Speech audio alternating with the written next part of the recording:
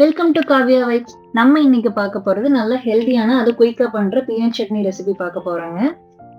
நான் இன்னைக்கு 100 கிராம் வேர்க்கடலை எடுத்திருக்கேங்க. வேர்க்கடலை வறுக்காத வேர்க்கடலை வந்து இப்ப வறுத்து எடுத்துக்கிறேன். நீங்க ஆல்ரெடி வறுத்தத வச்சிருந்தீங்கன்னா அப்படியே சேர்த்திக்கலாம்.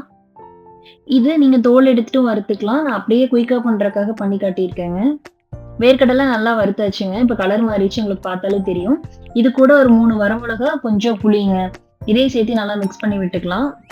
இத கொஞ்சம் ஆற வச்சு தண்ணி ஊத்தி அரைச்சு எடுத்துக்கலாங்க. வேர்க்கடலை சட்னி 2, 3 மெத்தட்ல அரைக்கலாங்க. நான் இருக்கிறதுலே குயிக்கா பண்றதுக்காக இப்படி பண்ணி காட்டியிருக்கேன். இது கூட நம்ம வெங்காயம், தக்காளி எல்லாமே போட்டு அரைக்கலாம். அதுவும் ரொம்ப நல்லாருக்கும். இனி அப்கமிங் வீடியோல அதுவும் போட்டு காட்டுறேன். இப்ப நம்ம தாளிப்பு ரெடி ஆயிடுச்சுங்க. ஒரு கடாயில எண்ணெய் ஊத்தி கடுகு, கருவேப்பிலை, ஒரு வரமிளகா சேர்த்திருக்கேங்க. இது கூட நம்ம அரைச்சு வச்சிருக்க சட்னியை சேர்த்து மிக்ஸ் பண்ணி விட்டோம் அப்படின்னா, நம்ம ஹெல்தியான பீனட் சட்னி ரெடி ஆயிடுச்சுங்க. ட்ரை பண்ணி பாருங்க. நம்ம வெங்காயம், தக்காளி சேர்த்தும்போது கூட அதோட டேஸ்ட் சேர்ந்து வரும். இதுல வந்து ஃபுல் அண்ட் ஃபுல் பீனட் சட்னியோட டேஸ்ட் மட்டும் தான் இருக்கும். இந்த மாதிரி குயிக்கா பண்ற ரெசிபிஸ் வேணும்னாலும் கமெண்ட்ல சொல்லுங்க. அப்லோட் பண்றேன்.